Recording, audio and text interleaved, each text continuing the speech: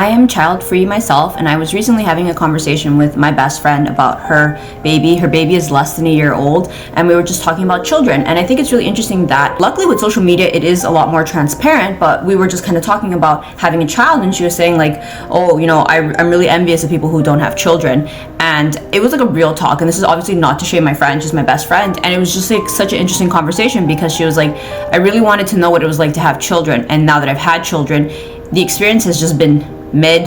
And she was like, I thought it was gonna either be like really terrible or like really good, and it's just life. And she's like, if I had known that, she's like, I would have considered having a child really differently, because it kind of gave her the strength to want to do the things that she really wanted to do, but she felt like she didn't have the permission.